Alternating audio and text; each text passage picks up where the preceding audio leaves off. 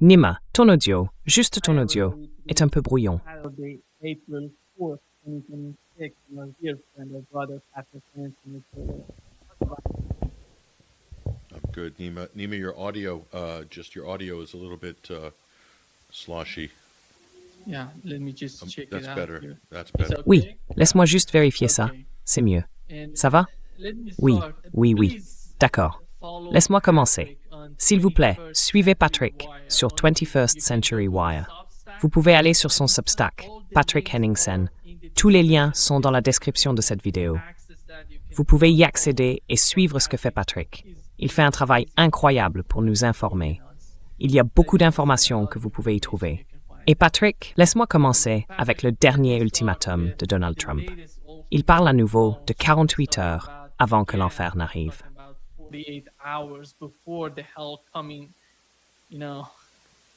Vous savez, il essaie d'intimider les Iraniens. Nous avons déjà connu cela. 48 heures auparavant, puis 5 jours, puis 10 jours. En ce moment, nous en sommes de nouveau à 48 heures. Ce qui s'est passé hier, à mon avis, était fondamentalement différent de ce que nous avons vu jusqu'à présent dans cette guerre, avec des avions de chasse, avec des hélicoptères. Et puis, la veille, plus de 12 généraux ont été, vous savez, relevés de leurs fonctions, ou bien ils ont été forcés de démissionner sous l'autorité du, vous savez, secrétaire à la guerre, Betaxt. Comment voyez-vous la situation actuelle? Commençons par cet ultimatum de 48 heures. Qu'est-ce que cela signifie selon vous?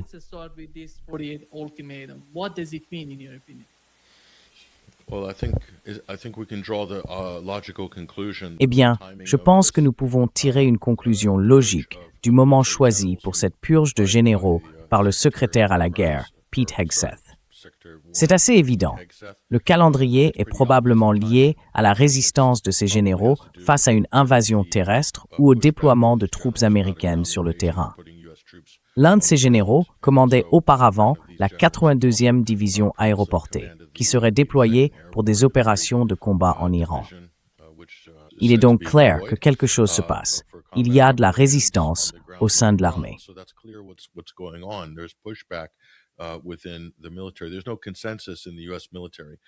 Il n'y a pas de consensus au sein de l'armée américaine pour dire que c'est une bonne idée, que cette guerre, tout simplement, devrait continuer à être menée de manière aussi improvisée, bancale et désorganisée que celle que Pete Hegseth et l'administration Trump tentent de mettre en œuvre. Ils essayent de réécrire les règles de l'engagement militaire parce qu'ils croient que, étant arrivés sur la scène depuis 14 mois, c'est pour eux le début de l'histoire. Mais voilà, ce qui se passe quand on confie les rênes à quelqu'un qui n'est pas qualifié. Pete Hegseth n'est probablement même pas vraiment qualifié pour diriger un bataillon de l'armée américaine, compte tenu de son faible grade et du fait qu'il a été renvoyé de la Garde nationale de Washington, D.C.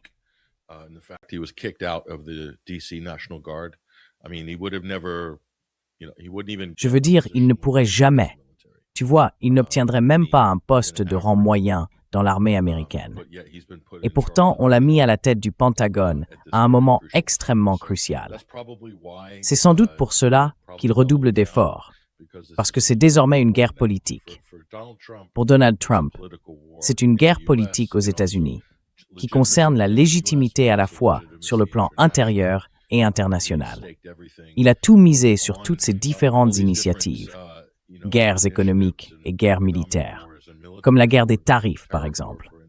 Toute sa réputation, toute sa stratégie tarifaire repose sur cette opération militaire, ainsi que sur sa revendication du pouvoir, être le président de l'économie, puisqu'il est censé être un homme d'affaires prospère.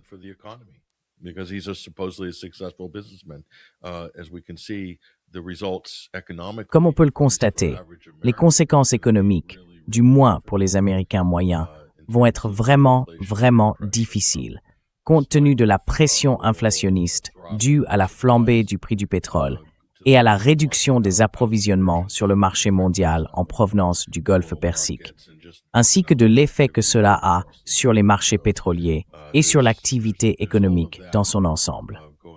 Tout cela se déroule en ce moment. Je pense que le moment est très mauvais pour les États-Unis, Mais c'est une situation perdant-perdant, en réalité.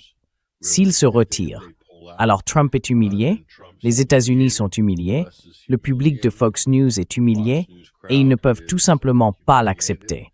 S'ils restent, ils vont subir encore plus de pertes.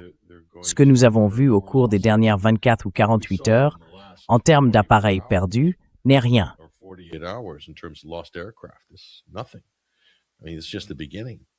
Je veux dire, ce n'est que le début. Ils ont mis des troupes sur le terrain. Multipliez cela par 10 ou 20, c'est ce qui va se passer. Il n'y a pas vraiment d'opération militaire réalisable, et même s'il y en avait une, on pourrait parler des points d'insertion probables et de ce que les États-Unis prétendraient ou espéreraient accomplir, du moins publiquement. Quel trophée ils pourraient brandir après on ne sait combien de jours ou de semaines d'opérations de combat à l'intérieur de l'Iran. Mais le fait demeure qu'ils n'ont pas vraiment de base sûre pour lancer des opérations. Ils n'ont pas de position de repli, ils n'ont pas de ligne d'approvisionnement protégée, ni quoi que ce soit de ce genre. Ils misent sur l'idée que l'Iran va se retirer et ne rien faire s'ils entrent dans le pays.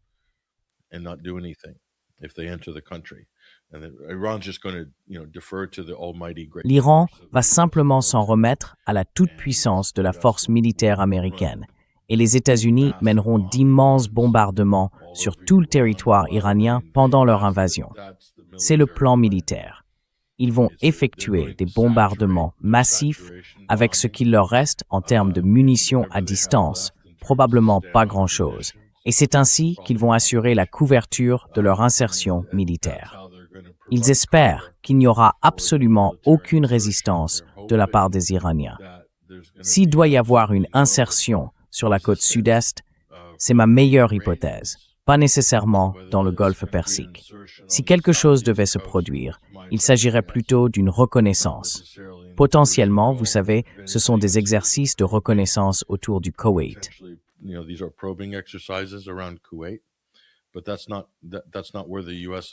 Mais ce n'est pas là que se trouvent les États-Unis, à mon avis. Probablement pas l'endroit où ils déploieraient des troupes au sol s'ils le faisaient. Ce serait sans doute ailleurs. Ce n'est même pas nécessairement l'île de Karg. Ils pourraient essayer, mais il semble que les États-Unis soient mieux placés pour envahir la côte sud-est, autour de Chabahar et de la côte de Konarak, le littoral du Makran en Iran. Cela paraît être un point d'insertion plus logique.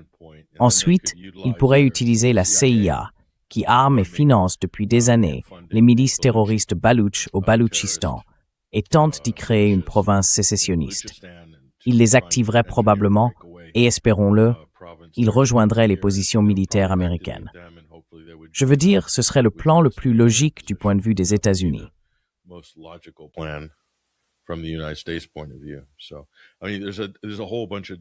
Donc, je veux dire, il y a tout un tas d'aspects différents de cette question que nous pourrions aborder, y compris ce qui a été révélé au cours des 2 derniers jours, à savoir qu'il existe de nombreuses couches de défense aérienne. Il ne s'agit pas seulement de systèmes de type S-400 le long de grands périmètres repoussant ce genre d'attaque aérienne.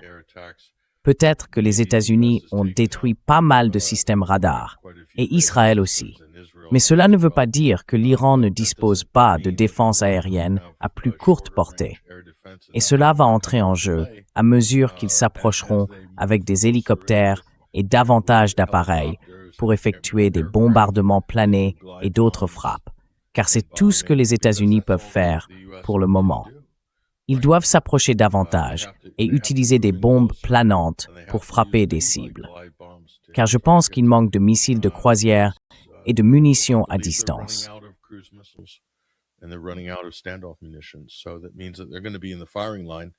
Cela signifie donc qu'ils vont se retrouver dans la ligne de mire de défense aérienne plus légère, plus décentralisée et mobile, et même vulnérables à d'éventuelles attaques de manpads et autres systèmes similaires. Je pense que nous en avons déjà vu des exemples au cours des dernières 24 heures. C'est simplement du bon sens. Ils vont subir des pertes d'aéronefs. La question est, jusqu'à quel point peuvent-ils en supporter? C'est déjà un énorme problème politique aux États-Unis, croyez-le ou non. Quelques pertes d'appareils pourrait potentiellement retarder, voire compromettre, l'invasion terrestre américaine.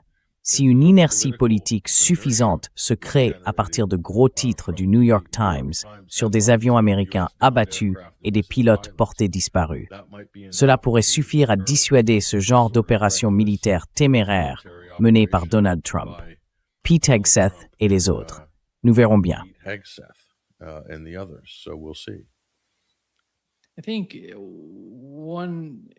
Je pense qu'ils doivent envoyer ces forces en Iran, comme tu l'as mentionné, dans la partie sud du pays, essentiellement le sud-est ou le sud-ouest, mais en général le sud.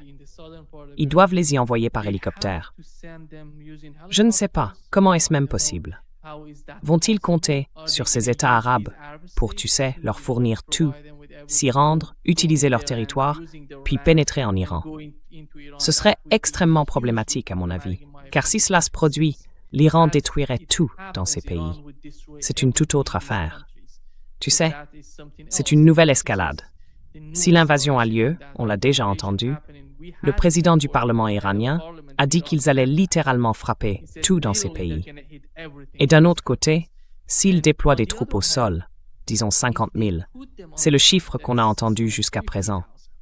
Le chiffre qu'on a vu jusqu'à présent.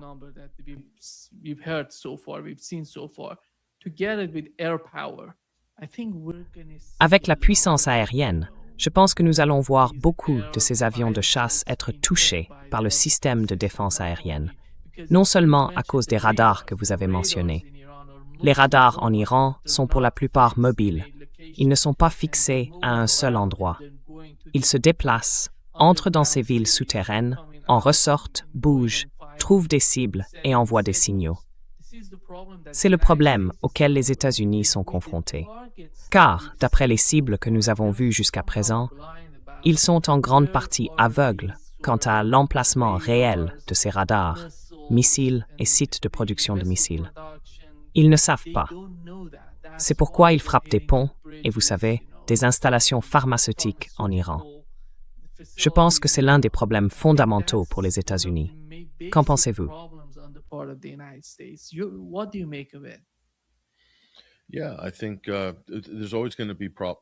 Oui, je pense qu'il y aura toujours des problèmes logistiques.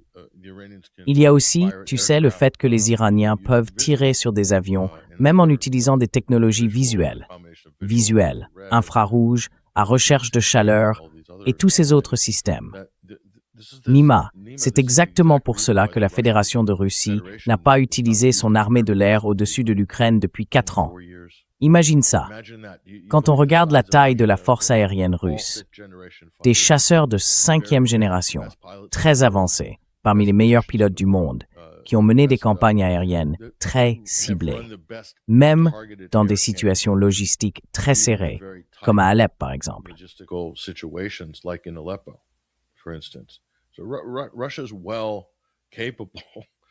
Donc la Russie est tout à fait capable de mener des campagnes aériennes, mais elle ne l'a pas fait en Ukraine.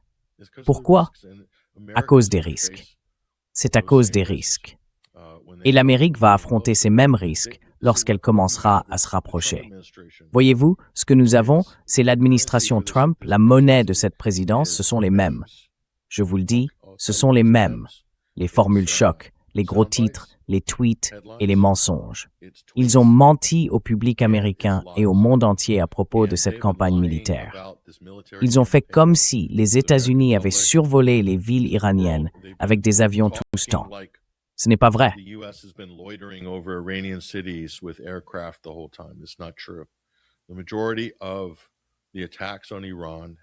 La majorité des attaques contre l'Iran ont été menées avec des missiles de croisière à longue portée et d'autres munitions à distance, tirées depuis des sous-marins ou des destroyers américains stationnés à plus de 1200 km des côtes iraniennes, donc à une distance sûre. C'est la majorité. Et puis, bien sûr, il y a eu quelques bombardements à haute altitude, mais très peu. Maintenant, en raison des problèmes logistiques que cela pose, ils vont devoir se rapprocher pour continuer à, je cite, « frapper des cibles » et ce genre de choses. Ils vont devenir plus vulnérables aux tirs de défense aérienne de différents niveaux et types. Jusqu'à présent, ils ont réussi à éviter cela pour la plupart. Et je pense qu'ils sont devenus trop confiants.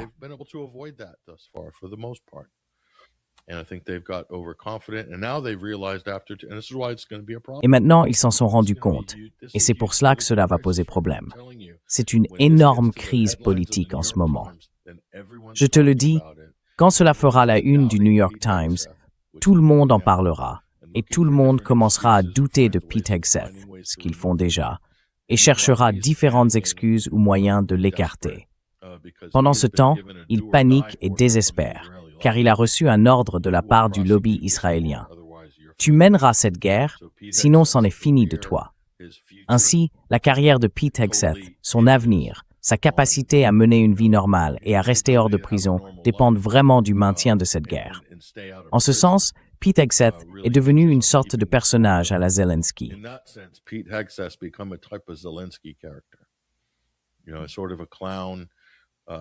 Vous savez, un peu un clown, un peu un acteur de scène, c'est un présentateur de télévision. C'est sa principale carrière, la présentation télévisée. Comme le président Trump, c'est un acteur de télé-réalité. Et vous savez, quoi qu'ils pensent avoir conquis dans le monde politique, ils estiment devoir redoubler d'efforts. Ils doivent maintenir cette guerre comme Zelensky et ils veulent simplement la prolonger indéfiniment. Cela leur convient. Nous pouvons parler des raisons pour lesquelles cela convient à l'Empire américain. Je pense que c'est la stratégie que l'Empire américain souhaite adopter en Iran, dans le Golfe Persique, ainsi qu'en Ukraine, car cela a un effet global sur le marché mondial de l'énergie qui, du moins à court terme, a offert aux États-Unis une quantité considérable de leviers.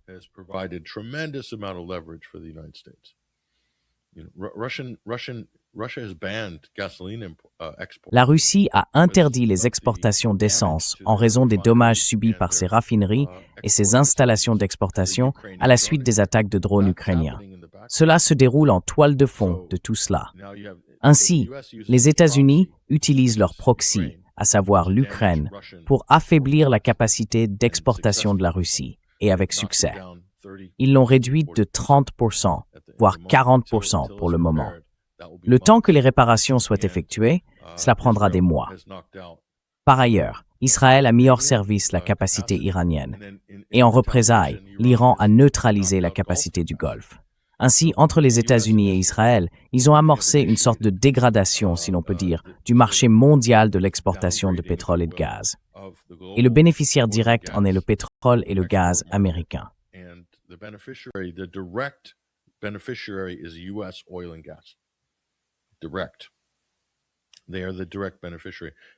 Ils en sont les bénéficiaires directs. Ils contrôlent actuellement le pétrole du Venezuela. Ils ont également éliminé une part importante dans le Golfe Persique et en Russie. C'est donc clairement une position de levier pour l'Empire des États-Unis, pour ainsi dire.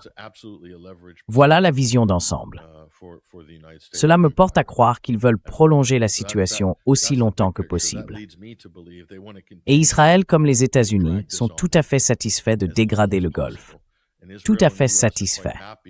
Ils pensent pouvoir tenir le coup, puis créer davantage de leviers, peut-être un autre conflit ou un nouveau point de tension, ou encore une autre situation leur permettant d'accroître leur influence. C'est ainsi qu'ils raisonnent à Washington en ce moment. Ils prennent du recul.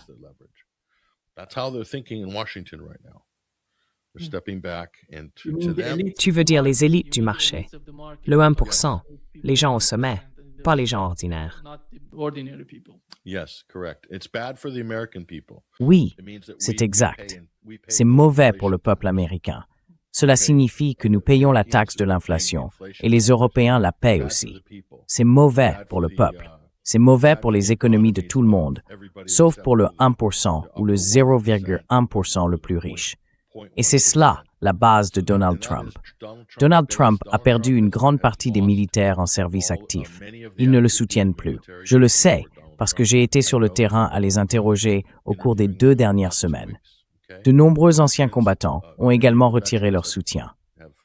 La base MAGA, elle s'est effritée. Il en a perdu la moitié. Il a perdu tous les indépendants, presque 100% des votes indépendants.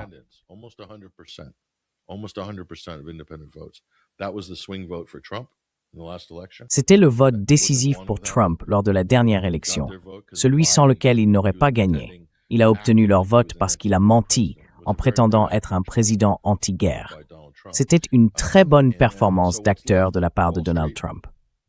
Alors, qu'est-ce qu'il reste? Wall Street, les gens de Howard Lutnick, le pétrole, le gaz au Texas, l'intelligence artificielle, les grandes entreprises technologiques et encore Wall Street. Voilà, c'est Trump. Et les médias, la plupart de la classe médiatique dominante. Voilà tout. Il n'y a plus de base populaire. C'est fini. C'est ce que les gens doivent comprendre. Ce n'est plus qu'une fraction de ce que c'était pendant la campagne électorale de 2024.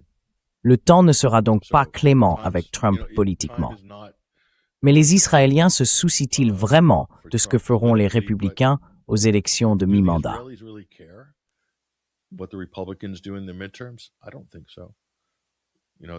Je ne pense pas. Ils ont déjà mis cette histoire en marche et Wall Street est ravi. Ils gagnent de l'argent chaque fois que Trump envoie un tweet. Il en va de même pour son cercle rapproché, pour ses enfants, pour son gendre. Ils font tous fortune chaque fois qu'ils publient sur Truth Social, parce qu'ils placent leurs options d'achat, regardent le marché boursier grimper, puis attendent quelques heures qu'un responsable iranien dise « Nous ne négocions rien avec les États-Unis. De quoi parle cet homme ?» Et soudain, le marché chute et les prix du pétrole remontent. Lui et les siens, ainsi que sa base, composée de Wall Street, des grandes entreprises d'IA, du complexe militaro-industriel et des géants du pétrole, gagnent de l'argent aussi bien sur la baisse que sur la reprise.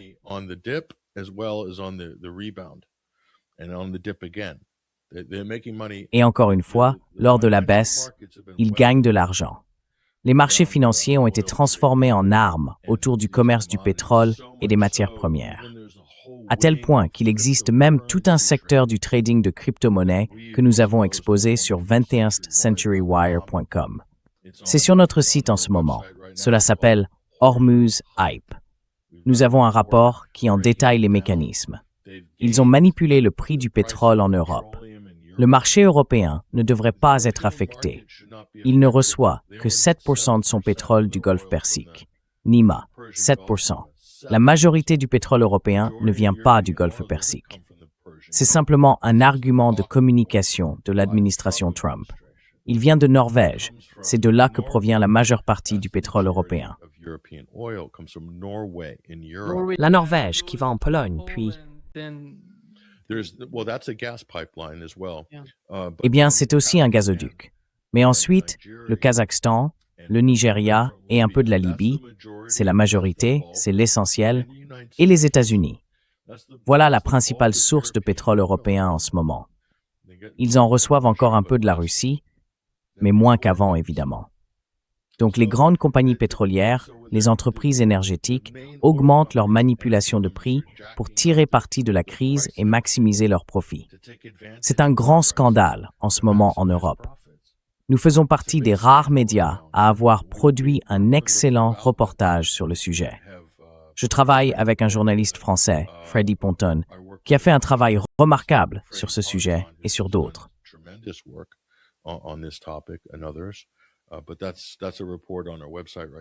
Mais c'est un rapport publié sur notre site en ce moment. C'est la même chose en Amérique, NIMA. Aux États-Unis, le pétrole est fixé à un prix mondial, mais cela ne devrait pas, en termes d'approvisionnement, affecter le marché américain. Cela ne devrait pas. Mais les grandes entreprises forment un cartel et elles prétendent réagir aux événements géopolitiques afin de maximiser les profits à la pompe en temps réel, même si les effets en aval ne devraient se manifester qu'après plusieurs mois en ce qui concerne le prix de l'essence ou du carburant aux États-Unis. Franchement, c'est ridicule. Mais elles le font. Elles le font pour en tirer profit. Et c'est ce qui s'est passé.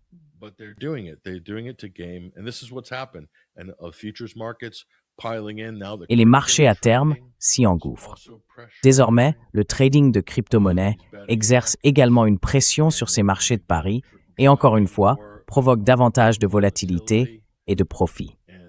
Donc les marchés, ils bougent tout simplement. Le capital circule en ce moment sur les marchés de l'énergie. C'est là qu'ils se trouvent. Ils en profitent. Et puis, quand cette crise sera terminée, Nima, ils passeront à une autre. Le capital migrera alors vers un autre marché. Un plan de sauvetage ou quel que soit le système de type Ponzi que la Réserve fédérale pourrait mettre en place pour fournir un plan de secours face à ce désastre dans lequel Trump a entraîné son propre pays et le monde. C'est ce que font ces gens. Ce sont de véritables criminels. Ce sont des escrocs. Et ils s'en moquent complètement. Ils se moquent de la classe ouvrière. La classe ouvrière est en train d'être détruite en ce moment. Et la classe moyenne aussi. Les emplois, tout cela est en train de disparaître. Donc bien sûr, cela va lui nuire, à Trump, politiquement, lors des élections de mi-mandat. Mais les gens qui ont financé cette présidence sont malheureusement le lobby israélien. Ils s'en moquent. Ils s'en moquent vraiment. Ils passeront à autre chose et travailleront avec un gouvernement dirigé par les démocrates. C'est comme ça que ça fonctionne. Tant que les Américains ne se réveilleront pas et ne réaliseront pas à quel point ils ont été manipulés et continueront de l'être de cette manière, je ne pense pas que nous puissions faire grand-chose, à part attendre la prochaine crise. Vraiment. C'est un peu là où on en est.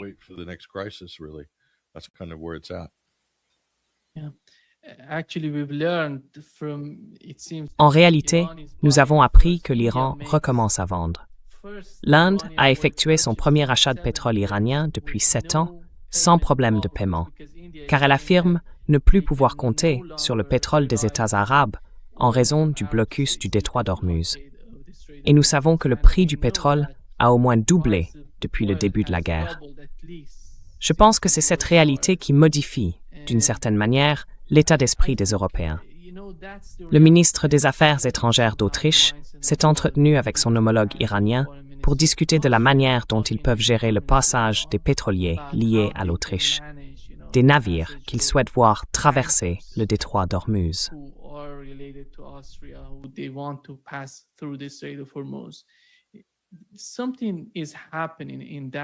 Il se passe quelque chose dans ce sens.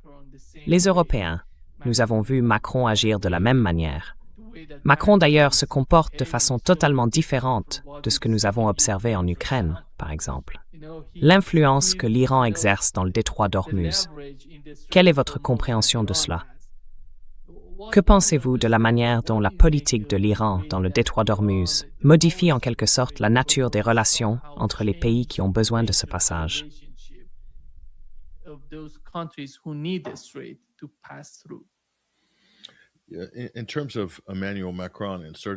En ce qui concerne l'intervention d'Emmanuel Macron dans cette situation, je n'y accorde pas beaucoup d'importance. Aussi parce qu'il est très incohérent. Il a déjà fait la même chose avec les relations russes. Il a changé d'avis, littéralement quelques jours ou semaines plus tard. C'est en fait sa marque de fabrique. Il change constamment d'opinion. C'est Macron. Et le style typique de la négociation politique française consiste à s'impliquer, à dialoguer. Je suis entièrement d'accord avec toi. Oui, à 100%. Vraiment impliqué, tu vois, ils en parlent à fond, ça va être génial, ça va être merveilleux. Et puis à la fin, ils se défilent toujours. Toujours. C'est simplement un style français de négociation à haut niveau. Ensuite, ils essayent de se contourner eux-mêmes avec quelqu'un d'autre, peut-être pour obtenir un meilleur prix. Qui sait? Donc en ce qui concerne Macron, c'est comme ça que je le vois. Ce que Macron a fait, c'est se rendre pertinent sur la scène mondiale sans rien faire, juste en faisant une déclaration. Tout le monde se dit « Waouh, ça sonne très multipolaire, oh, c'est l'avenir », enfin un peu de leadership venant d'Europe. Mais en réalité, il fait cela pour un public intérieur, parce que cette guerre est extrêmement impopulaire, en France, et aussi parmi les musulmans en France. Cela n'est pas passé inaperçu.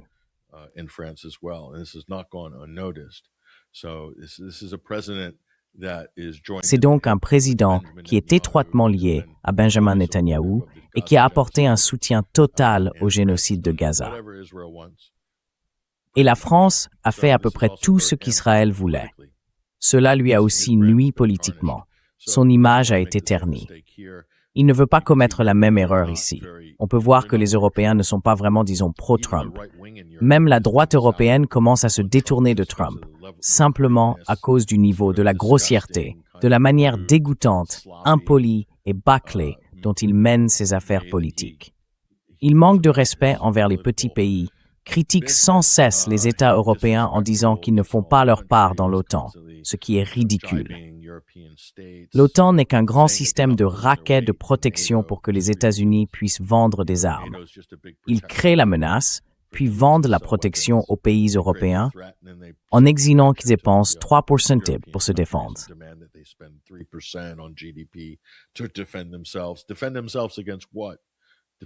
Se défendre contre quoi?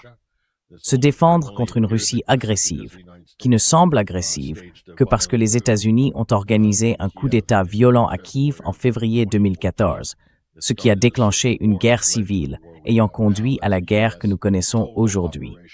C'était une opération américaine du début à la fin.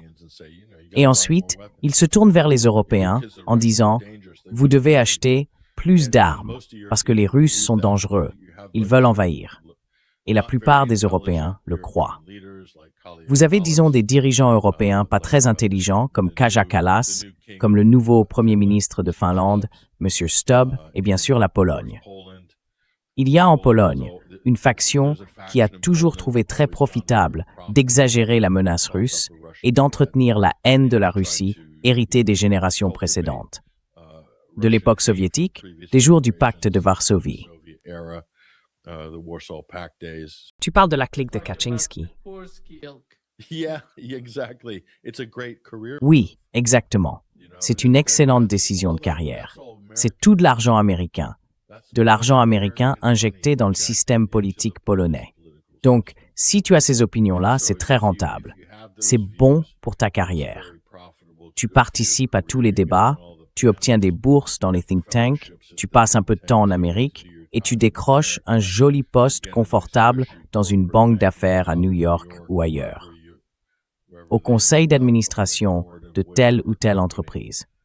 Voilà, la trajectoire de carrière en Pologne. C'est juste un exemple de à quel point l'Europe est dysfonctionnelle. Ils ne savent même pas ce qui est bon pour eux.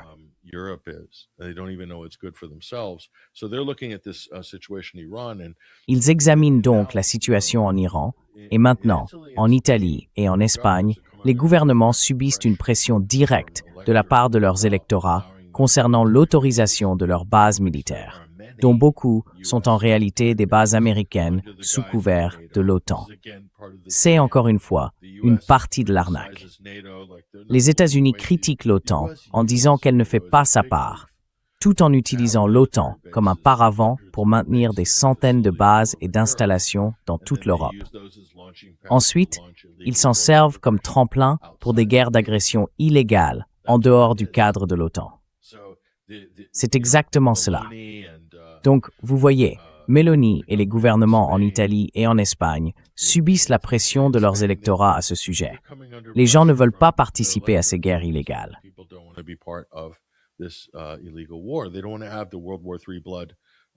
Ils ne veulent pas avoir le sang d'une troisième guerre mondiale sur les mains si cette affaire devient incontrôlable. Et donc oui, d'une certaine manière, beaucoup de choses se révèlent. Beaucoup se révèlent à travers Trump, à travers son genre d'imprudence et à travers la fanfaronnade délirante des Pete Hegseth de ce monde. Beaucoup de choses se révèlent. Maintenant, cela a poussé les relations jusqu'à la limite. Et les Européens, en particulier, doivent essentiellement se regarder dans le miroir et se demander « Avons-nous réellement ces considérations éthiques, morales ou de droit international dont nous nous sommes montrés si pieux et moralisateurs à propos du conflit en Ukraine? Est-ce que tout cela s'applique réellement lorsqu'il s'agit des États-Unis? Et c'est pour cela qu'ils se retirent. S'ils s'impliquent, ils doivent alors affronter toute cette hypocrisie.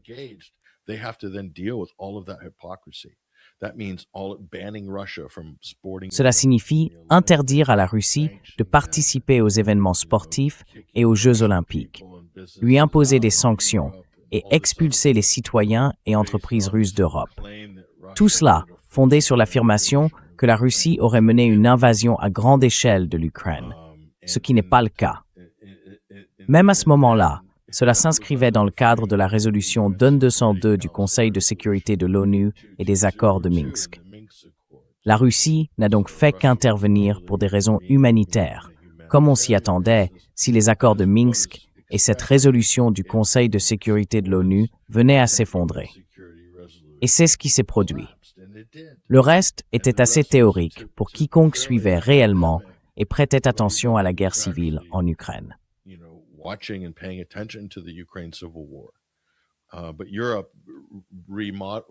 Mais l'Europe a tout requalifié, l'a remarchandisé comme une agression russe. Et cela convenait parfaitement aux États-Unis sous la dernière administration, sous Joe Biden. Ils s'en sont servis pour réaffirmer leur position en Europe, tenter de détruire économiquement la Russie et créer ce système mondial bipolaire, ce qui a largement échoué.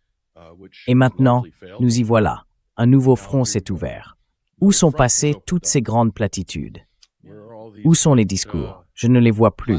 Ils ont tous disparu. Les Européens se cachent, ils se réfugient derrière les armoires à dossiers à Bruxelles. Ils se cachent.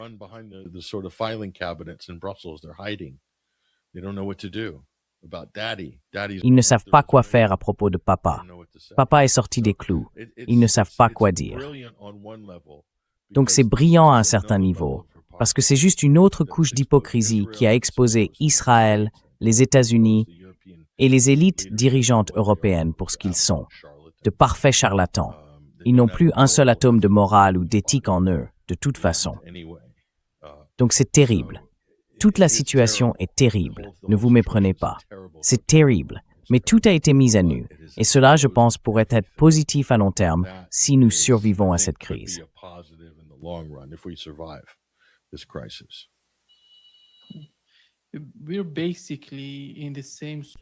Nous sommes essentiellement dans le même type d'impasse en ce qui concerne l'Ukraine et l'Iran, car dans les deux cas, les États-Unis demandent un cessez-le-feu. Même Donald Trump demandait un cessez-le-feu de 48 heures. Je ne sais pas ce que ça signifie. Il voulait retrouver les pilotes.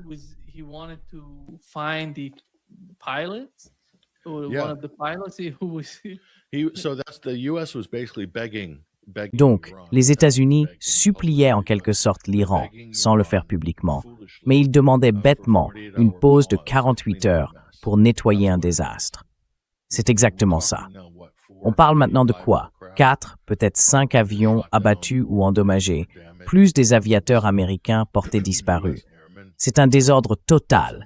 Ils avaient besoin de temps. Ils voulaient suspendre les opérations. Et l'Iran leur a dit d'aller se faire voir. Et à juste titre. Donc, ils ne l'ont pas obtenu. À partir de maintenant, tout ce que les États-Unis ou Trump diront, s'il dit « Oh, je vous donne un ultimatum, je vous donne 5 jours », il faut s'attendre à une attaque dans les 24 heures. Ou s'il dit « Non, je vais vous donner jusqu'au 29 avril, on vous accorde 2 semaines », un chiffre arbitraire.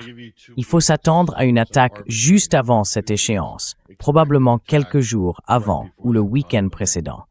Attendez-vous à une attaque majeure ou à une action importante des États-Unis ou d'Israël.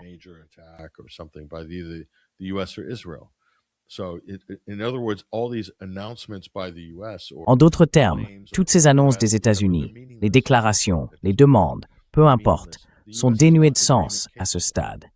Elles ne signifient rien. Les États-Unis ne sont pas capables de respecter un accord. Ils ne peuvent pas se conformer à un cessez-le-feu, même de 24 heures. Je ne leur accorderai même pas cela. Ils n'en valent pas la peine. Les États-Unis ont menti et trompé tant de fois. En réalité, ils ont adopté, si l'on y regarde de près, toutes les méthodes et tactiques des Israéliens. C'est-à-dire cette politique étrangère de déchaînement occulte. Tuer, assassiner, bombarder, mentir, tromper, faire de la propagande, organiser de fausses opérations, tout. C'est ce que les États-Unis adoptent. Autrefois, les États-Unis laissaient Israël se salir les mains, faire le sale travail dans le caniveau, et c'était le rôle d'Israël. Et les États-Unis se tenaient au-dessus, faisaient semblant d'être au-dessus de cela, et prétendaient être légèrement rationnels.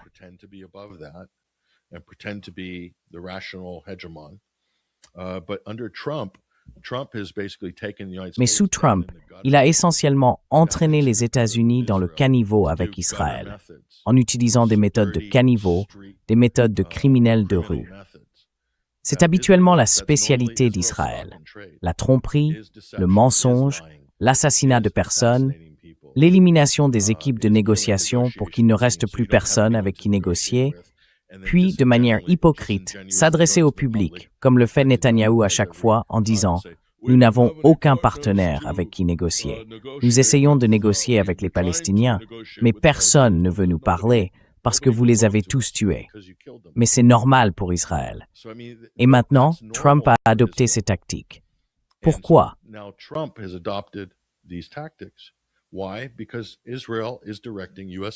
Parce qu'Israël dirige la politique étrangère des États-Unis et qu'Israël fournit les missions à l'armée américaine.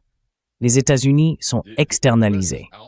Les États-Unis ne sont rien de plus qu'une force de mercenaires glorifiés au service de l'État d'Israël et du lobby israélien, en ce qui concerne ce conflit à 100%. Et probablement aussi pour les grandes compagnies pétrolières et gazières. Ils agissent toujours comme un substitut pour BlackRock, pour les grandes entreprises pétrolières et gazières américaines. Cela ne fait aucun doute. Mais, en ce qui concerne les missions réelles et la position des États-Unis à un moment donné, elle est absolument dictée par un pays étranger, à travers un lobby étranger basé aux États-Unis, qui n'a pas à s'enregistrer comme agent étranger, parce qu'ils ont fait pression pour s'assurer qu'ils n'auraient pas à le faire.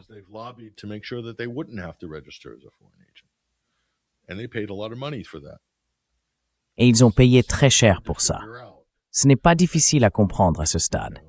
Ils nous ont offert un cours intensif de niveau doctorat au cours de l'année écoulée. Maintenant, on peut voir à quoi ressemble leur relation. Il n'est même pas nécessaire de lire le livre de John Mearsheimer et Stephen Walt, The Israel Lobby, que j'ai ici sur mon bureau. Pas besoin de le lire. Israël a donné à tout le monde un cours accéléré. Trump a donné à tout le monde un cours accéléré sur le véritable fonctionnement de Washington et sur la manière dont le lobby israélien dirige Washington. Tout est désormais clair pour tout le monde.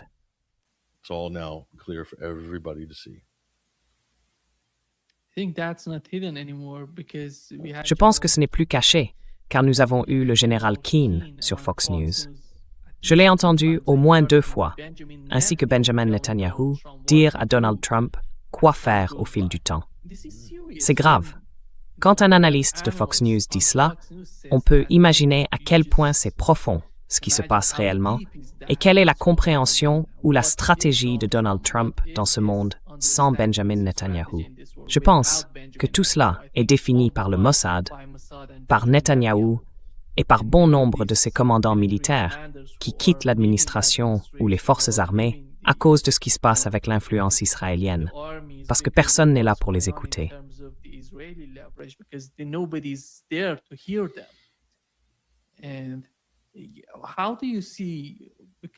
Et comment voyez-vous cela? Parce que la façon dont Pete Hegseth essaie de faire les choses, vous savez, il est dominant, il contrôle tout. Mais on perçoit une sorte de chaos qui se manifeste de l'intérieur. Et je ne sais pas combien de temps Donald Trump pourra le dissimuler. Ce n'est pas à cause de ce qui se passe avec les Israéliens. C'est à cause du nombre de victimes qui ont été mal rapportées. Ils ont dit que plus de 70%, voire 90%, des missiles et intercepteurs iraniens, les systèmes de défense aérienne, avaient été détruits jusqu'à présent. Mais plus tard, CNN a rapporté que c'était 50%, ce qui, soit dit en passant, n'est pas le cas. Pourtant, on constate un certain désaccord quant à leur évaluation. Cela montre à quel point leur analyse du renseignement est fragile.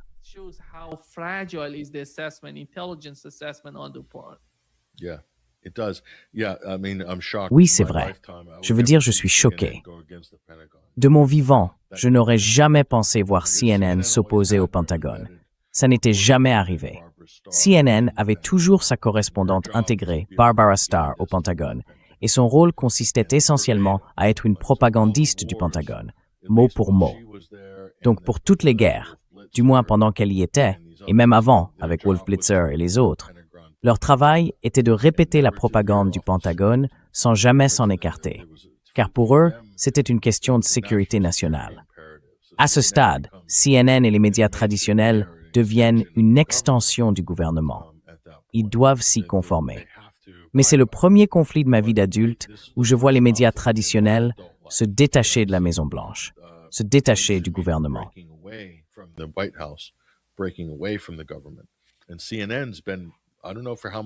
Et CNN a été je ne sais pas pour combien de temps encore. Parce que, d'après ce que j'ai compris, Larry Ellison et Israël vont bientôt prendre le contrôle de cette chaîne. Mais, disons simplement pour l'instant la fuite concernant la CIA qui armait les factions kurdes iraniennes de l'autre côté de la frontière, au Kurdistan irakien, pour les déployer, tu te souviens de ça? C'est CNN qui avait diffusé cette information. Et ils ont dit, ça va poser un problème à l'administration Trump. Mot pour mot, c'est ce qu'ils ont dit. Et j'ai été surpris. Je me suis dit, qu'est-ce qui se passe ici? Est-ce juste une sorte de diversion pour tromper le public? Tu vois, c'était non, mais on aurait dit que cette fuite avait causé des dégâts à cette opération. Donc je pense que la CIA est divisée.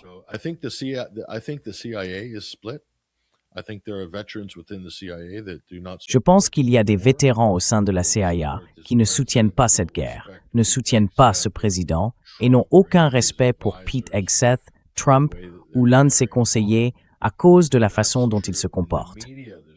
C'est vrai. Dans les médias, il y a une division, on peut le constater. La haine et l'aversion envers Trump de la part de nombreux propagandistes des grands médias. D'ordinaire, ils se contenteraient de ravaler leurs critiques et de suivre le mouvement. Mais maintenant, ils travaillent activement à saper Trump par leur couverture. Et je pense que c'est une chose positive, car c'est précisément le rôle de la presse. Elle est censée remettre le gouvernement en question, dire la vérité au pouvoir et demander des comptes à ceux qui détiennent le pouvoir. C'est tout l'objectif de la presse, si l'on croit que la loi des États-Unis repose sur la démocratie. D'accord? Donc on commence à le voir maintenant.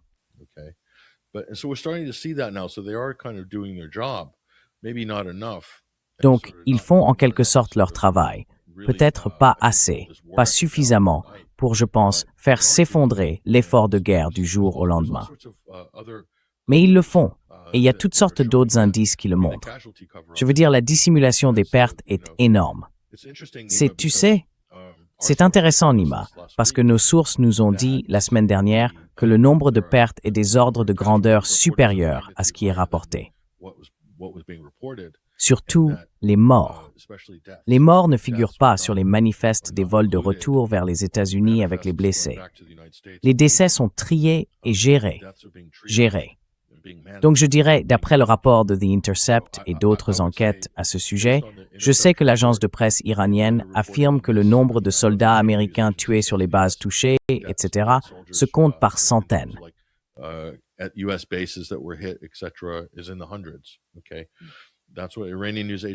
D'accord. L'agence de presse iranienne affirme que The Intercept rapporte qu'il y en aurait potentiellement des dizaines. Je dirais que c'est probablement quelque part entre les deux, très probablement. Donc c'est bien plus élevé, vous savez, probablement plusieurs fois plus élevé que ce qui a été admis à cause du coup politique. Trump n'aurait pas pu supporter la pression, même avec une centaine de soldats morts. Il n'aurait pas pu. Il se serait effondré sous la pression. Il est notoirement faible lorsqu'on le met au défi. Et je pense qu'on peut voir que cette présidence s'est rabattue sur le mensonge, les fausses nouvelles et la propagande pour créer ce genre de guerre fictive, ce que Trump appelle une guerre parfaite. Voilà ce qu'il dit. C'est la guerre parfaite.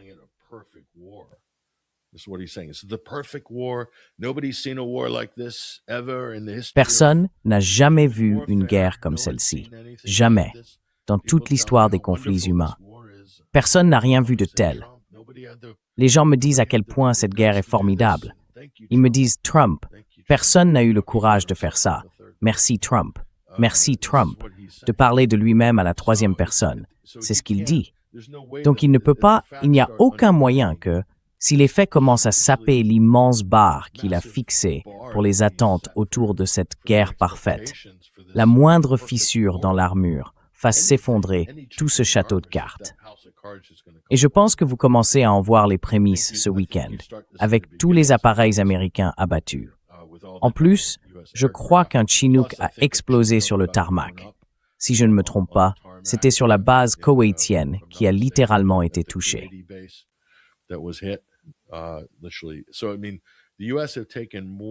Donc, je veux dire, les États-Unis ont subi davantage de pertes matérielles, en termes de drones, d'avions, d'hélicoptères, etc., dans cette guerre, en si peu de temps, que dans tout autre conflit de mémoire récente.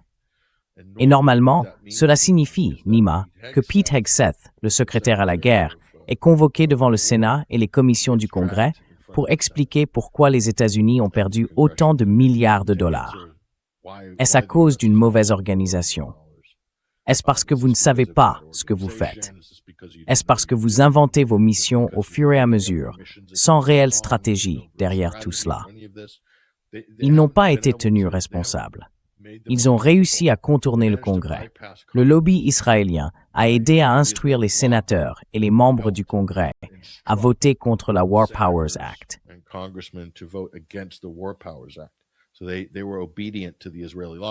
Donc, ils ont obéi au lobby israélien. Encore une fois, un gouvernement étranger dispose d'un lobby aux États-Unis qui donne des instructions à nos députés et sénateurs pour qu'ils votent contre la loi sur les pouvoirs de guerre.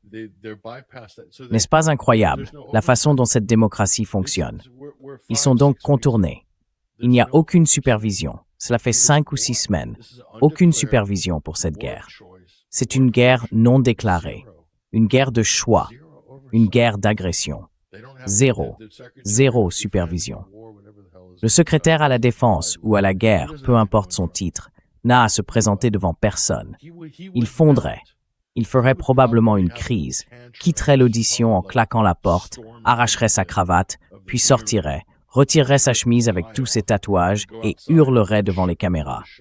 Je veux dire, c'est ce que ferait Pete Hegseth. Il est de toute façon tellement instable sur le plan émotionnel et psychologique.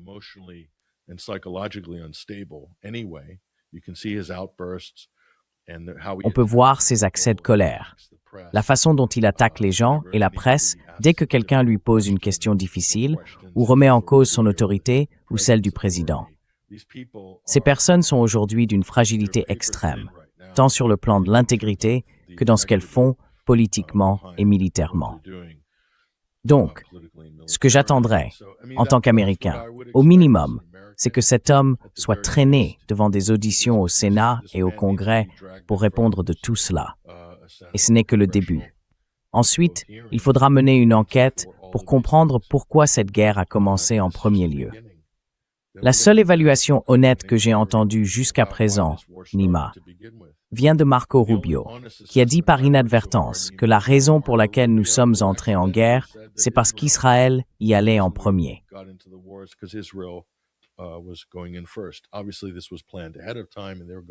De toute évidence, tout cela avait été planifié à l'avance et ils allaient intervenir.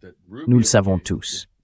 Mais au moins, le faux prétexte donné par Rubio est en grande partie vrai, à savoir que les Israéliens sont intervenus et que nous avons dû les suivre, parce que nous devons nous conformer aux volontés de l'État d'Israël en tant que superpuissance mondiale.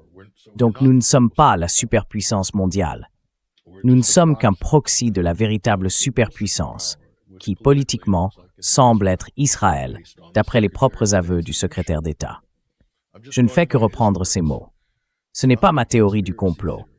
Je prends simplement ces propos au pied de la lettre. Le secrétaire d'État, le plus haut diplomate, affirme aussi qu'il est en même temps le conseiller à la sécurité nationale.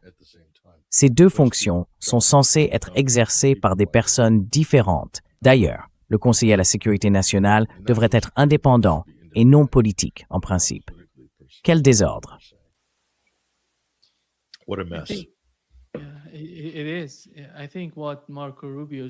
C'est vrai. Je pense que ce qu'a dit Marco Rubio restera dans l'histoire des États-Unis. La façon dont Israël, vous savez, a créé ce chaos. Je pense que ce qui se passe au Moyen-Orient est immense, politiquement, militairement, économiquement. Tout d'abord, on voit comment l'Iran a détruit toutes ses bases américaines dans les États arabes, dans les pays du CCG. Ce n'est pas quelque chose de mineur. Beaucoup de gens se demandent, en Europe et ailleurs, à quoi servent ces bases si elles ne peuvent même pas se protéger contre une attaque iranienne. D'un autre côté, nous savons que l'escalade se dirige vers des installations iraniennes, des installations civiles.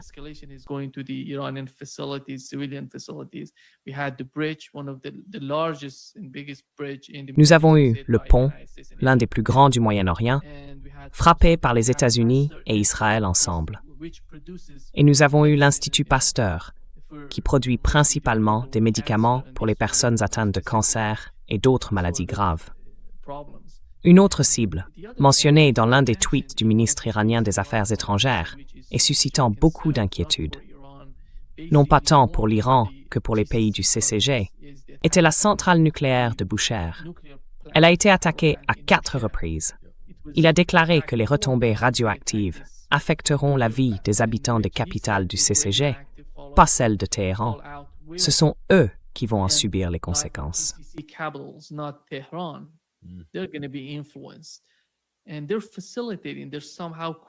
Et ils facilitent, ils coopèrent d'une certaine manière avec les États-Unis.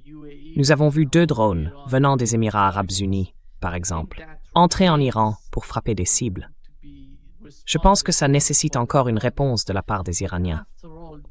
Mais après tout, leurs vies sont en jeu en ce moment, avec ces nouvelles attaques, avec ces escalades. Comment voyez-vous la manière dont ces États arabes, 2 d'entre eux d'ailleurs, dont nous avons appris qu'ils étaient récemment en contact avec des responsables iraniens au sujet du détroit d'Ormuz, disent en substance « Feu vert, nous paierons tout ce que vous voudrez nous facturer. Nous paierons cela pour traverser le détroit d'Ormuz. »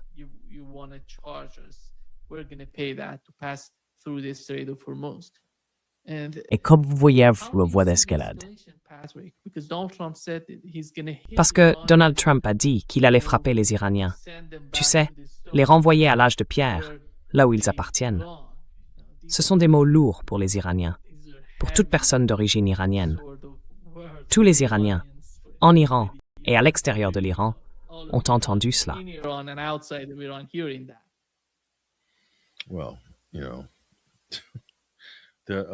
Eh bien, vous savez, les États du Golfe devraient faire attention. S'il s'agissait de véritables dirigeants, de vrais dirigeants politiques ou de véritables souverains, de vrais monarques d'ailleurs, ce sont en réalité des membres de tribus choisis par l'Empire britannique et les administrateurs coloniaux britanniques pour gouverner ces Émirats artificiels. C'est ainsi qu'ils sont arrivés au pouvoir, leur dynastie familiale. Ce n'est pas fondé sur le mérite, ni sur une lignée royale héréditaire ou quoi que ce soit de ce genre. C'est complètement faux. Tout comme l'ancienne dynastie monarchique en Iran, la dynastie Pahlavi. C'est entièrement artificiel, imposé par les puissances coloniales. Donc au fond, ils ne font que jouer un rôle. Mais ils ont aujourd'hui l'occasion de prouver qu'ils peuvent réellement gouverner, en prenant des décisions qui servent les intérêts de leur pays, des populations qui y vivent et des investissements économiques.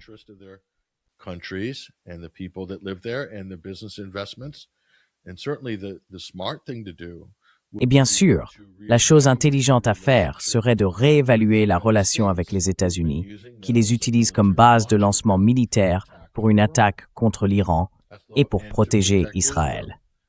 C'est tout l'objectif de l'accord militaire américain, ainsi que de protéger le pétrodollar, qui permet aux États-Unis de dépenser plus de 2 000 milliards de dollars par an au-delà de leur budget pour financer cette armée. C'est une logique circulaire. Il est très clair comment fonctionne cette relation. Donc, si les États du Golfe étaient avisés, ils considéreraient cela comme une crise existentielle et se diraient qu'il vaut peut-être mieux se tourner vers l'avenir plutôt que de rester ancré dans le passé. Et il semble que la relation avec les États-Unis et les pays européens ne se passe pas bien. Et oublions les accords d'Abraham. Israël ne se soucie pas vraiment de nous, de toute façon.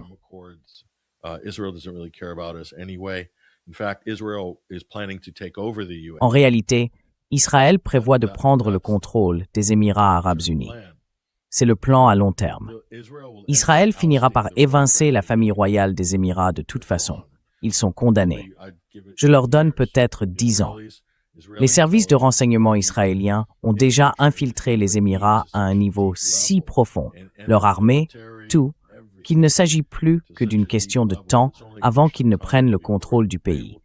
Ils les ont laissés entrer et c'est là qu'ils ont commis leur erreur. Mais ils ont encore une chance de normaliser leurs relations avec l'Iran à travers cette crise. Ils ont une excuse parfaite pour le faire. Une excuse parfaite pour réévaluer leurs relations avec les États-Unis. Ils seraient moralement dans leurs droits. Les Émirats, les États du Golfe, l'Arabie saoudite et le Koweït. Mais ils ne savent pas quoi faire. Pourquoi?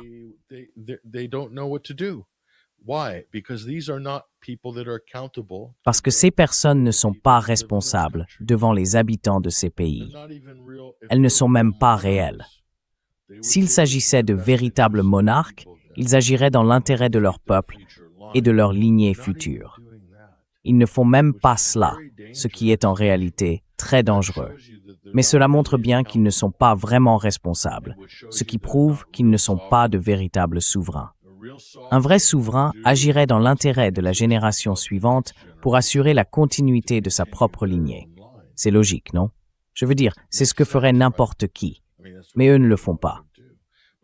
Donc, ici, vous n'avez pas affaire à une monarchie normale. Vous n'avez pas affaire à une véritable monarchie. Vous avez affaire à des régimes marionnettes qui servent les intérêts des puissances occidentales et, en fin de compte, d'Israël. And of Israel, ultimately.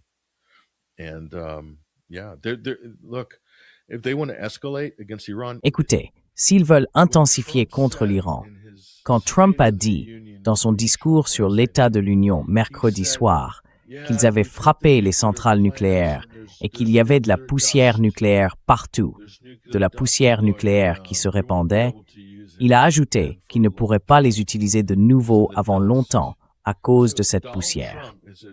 Donc, Donald Trump a essentiellement admis qu'il y avait des matières radioactives qui se dispersaient autour des installations nucléaires iraniennes après les attaques américaines et israéliennes sur ces sites, y compris celui que vous avez mentionné, le site de Bushehr. Et sachant que ces dirigeants arabes des Émirats arabes unis ne sont qu'à environ 190 km de là, on pourrait penser qu'ils auraient réagi à ce commentaire de Trump, non? Qu'ils diraient publiquement « Nous sommes contre cela. Les États-Unis ne devraient pas attaquer des sites nucléaires. »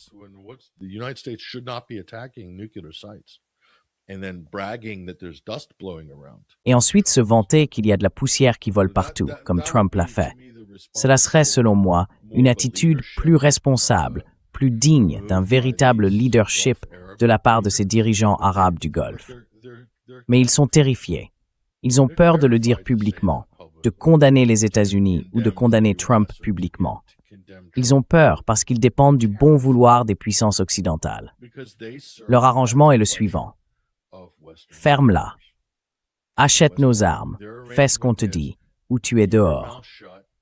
Les États-Unis pourraient organiser un coup d'État militaire aux Émirats arabes unis, en Arabie saoudite ou dans n'importe lequel de ces pays. Il y aurait un coup d'État militaire. C'est ainsi qu'ils renverseraient le régime. Ce serait très, très rapide. Très rapide. Et ce serait terminé. Les États-Unis achèteraient les chefs des services de renseignement et de l'armée, et en 72 heures, ils renverseraient le gouvernement dans tous ces États du Golfe.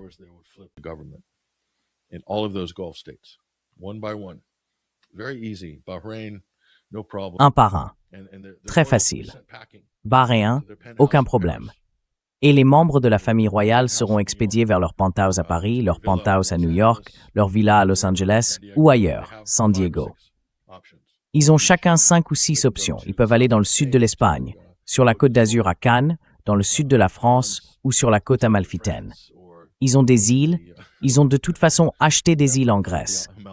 Les Saoudiens. Donc ils sont partis. Ils sont dehors. C'est aussi simple que ça. Et c'est probablement ce qui va se passer. Ils pourraient partir volontairement après que leurs usines de dessalement auront été touchées, après avoir continué à intensifier le conflit contre l'Iran en agissant comme un joueur ivre à la table de craps, lançant les dés. Ils ne se comportent pas comme de vrais dirigeants. It's like they're not acting like real leaders. They're not. They're not making rational. Ils ne le sont pas. Ils ne font pas de choix rationnels parce qu'ils ne sont pas souverains. Ils servent au bon vouloir des élites américaines, européennes et bien sûr d'Israël, tous ces États du Golfe. Ils le savent.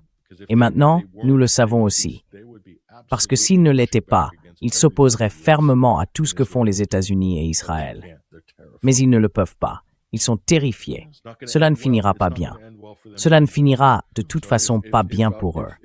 La chose intelligente à faire serait, au moins, si vous devez tomber, de le faire avec un peu de dignité et d'intégrité. Faites ce qui est juste pour les peuples dont vous avez la charge, pour votre dynastie. Peut-être qu'il y aura une chance d'avoir un héritier à l'avenir, s'il existe encore un régime monarchique au pouvoir.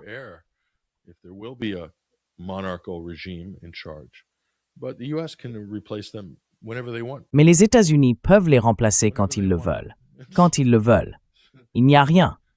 Il n'y a aucune loyauté entre l'Occident, Israël et ses États du Golfe. Ils remplissent une fonction. Ils soutiennent le dollar américain et ils sont là pour acheter des armes américaines et enrichir les entreprises de défense américaines. C'est la seule raison de leur existence. Et ils ne sont autorisés à exister sous leur forme politique actuelle que tant qu'ils accomplissent ces deux choses. Soutenir le dollar américain et enrichir les entreprises de défense aux États-Unis et en Occident, et investir de l'argent dans les marques occidentales pour contribuer à gonfler le S&P 500. C'est ce que l'Occident attend des États du Golfe.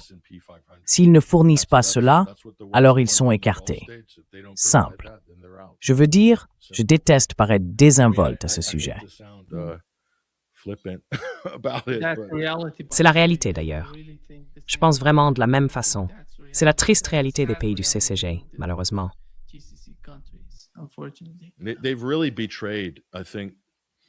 Ils ont vraiment trahi. Je pense qu'ils ont trahi le peuple arabe. Je veux dire, rien qu'en abandonnant les Palestiniens depuis si longtemps au fil des années. Mais le fait qu'ils permettent aux États-Unis et à Israël d'attaquer militairement des centrales nucléaires, juste de l'autre côté du Golfe, et la dévastation environnementale qui en résultera, ce qui ira à l'encontre de leur propre avenir dans le Golfe, et qu'ils restent silencieux à ce sujet, incapables de trouver le courage de censurer ou de réprimander le président américain, l'armée américaine et les Israéliens pour cela. C'est un niveau de lâcheté difficile à comprendre. Vraiment, c'est stupéfiant.